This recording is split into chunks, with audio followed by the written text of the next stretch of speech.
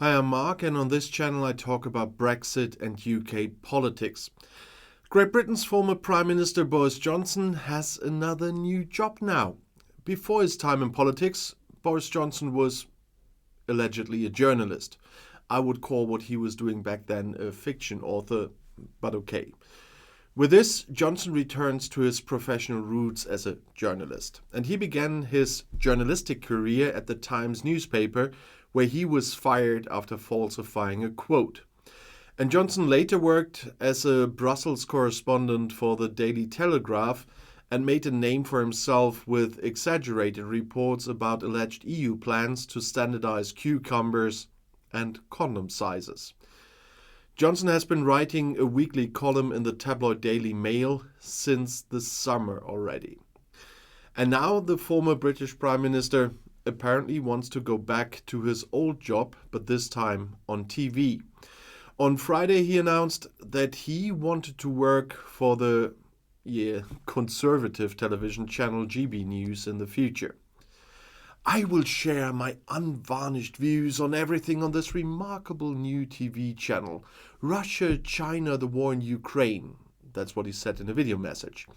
The politician also said he wanted to talk about how to meet these challenges and why he believes our best days are still ahead of us and why people around the world want to see a more global Britain.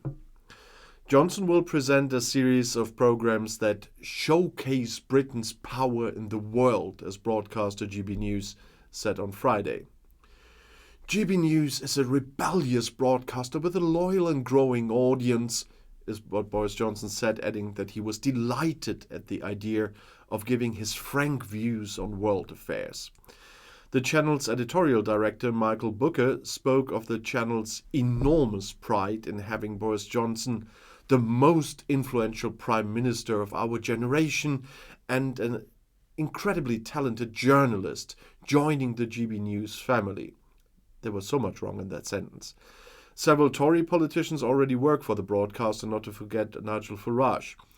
Johnson resigned as Prime Minister in the summer of 22 after several scandals under pressure from his party. And a few months ago he also gave up his mandate in Parliament. When he announced a little later that he would become a columnist for the tabloid Daily Mail, he was criticized by a supervisory body. But now he will appear as a presenter, program maker and commentator on the GB News television station, according to the company's website, and Johnson should therefore be seen from the new year.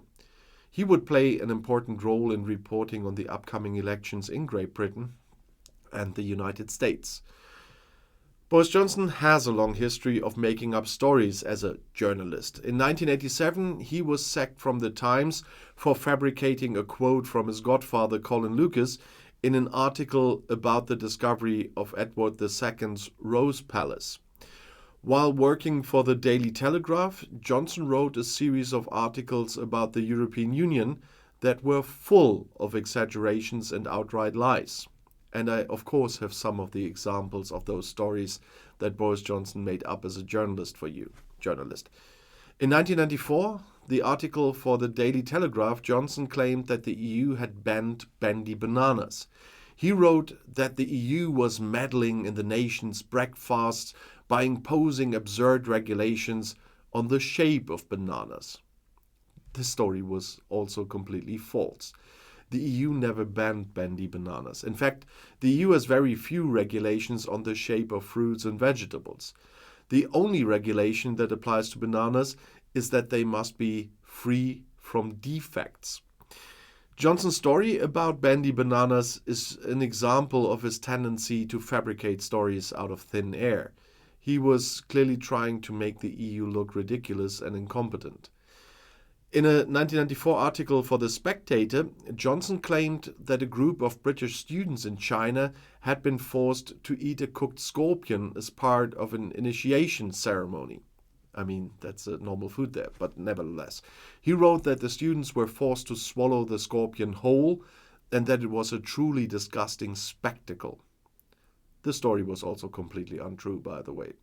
The students denied that they had been forced to eat a scorpion. They said that they had eaten the scorpion voluntarily as a part of a dare. And Johnson's story about the scorpion eating students is just another example of his tendency to be careless with the truth, to be nice. He clearly did not bother to verify his story before publishing it. In 1991, Johnson claimed that the EU was planning to ban the British from eating their own beef. This story was based on a misinterpretation of an EU regulation on the sale of beef from countries that had been affected by the mad cow disease. The regulation did not ban the sale of British beef, but it did require it to be labelled as such. And in 1993, Johnson said that the EU was going to force the British to drive on the right-hand side of the road. This story was based on a proposal from a group of European MEPs, but the proposal was never taken seriously by the European Commission. In 1995, Johnson claimed that the EU was planning to create a super-state that would rule over Europe. This story was based on the signing of the Maastricht Treaty, which created the European Union. However, the Maastricht Treaty did not give the EU any new powers, and it did not create a superstate. In 1998, Johnson wrote an article for the Daily Telegraph claiming that he had witnessed a man being mugged by a gang of youths who were speaking in a foreign language. Johnson later admitted that he just made up the story. In 2004, Johnson wrote an article for The Spectator claiming that he had been offered a bribe by a businessman in order to influence government policy. That sounds at least a bit credible. The businessman denied the claim, and there was no evidence to support it. And that were just a few examples of the many stories that Boris Johnson had made up as a journalist. And his lies have had a significant impact on public opinion and have helped to shape the course of British politics still. Johnson's stories about the EU were often based on real facts, but he often distorted or exaggerated them to create a negative impression of the EU. But as you saw, he also frequently invented stories out of thin air. And Johnson's lies have not been limited to stories about the EU, as you saw with the students, for example. He also made up stories about other topics such as crime, immigration, and politics. For example, in 2001, Johnson wrote an article for the Daily Telegraph claiming that he had seen a group of asylum seekers queuing outside a job center in order to claim benefits. This story also turned out to be false. And in 2012, Johnson wrote an article for the Daily Mail claiming that there was a swarm of migrants crossing the English Channel in small boats. The article was based on a single incident, and it exaggerated the scale of the problem manifold at the time. And in 2016, Johnson wrote an article for the Telegraph claiming that the UK could save £350 million per week by leaving the EU. We all know where that ended. And this claim was based on an absolutely false calculation. And Johnson's critics rightly argue that his lies are part of a pattern of dishonesty and that he cannot be trusted to tell the truth. They also argue that Johnson's lies have damaged the UK's reputation and have made it more difficult to negotiate with other countries. It's important to note that Johnson has never apologized for all of the lies that he has made. In some cases, he has admitted to making up stories, but he has often defended his actions. For example, Johnson has said that he's a creative writer and that he is entitled to take liberties with the truth. However, Johnson's critics argue that his lies are not just harmless exaggerations. They say that Johnson's lies have a real impact on people's lives. For example, Johnson's lies about the EU have helped to fuel Euroscepticism and have contributed to the rise of populism in the UK.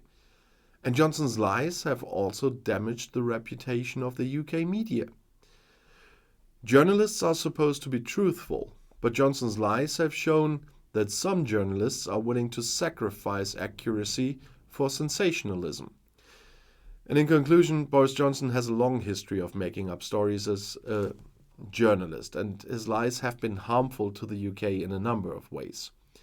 They have undermined public trust in the media, damaged the UK's reputation, and, as I said, contribute to the rise of populism.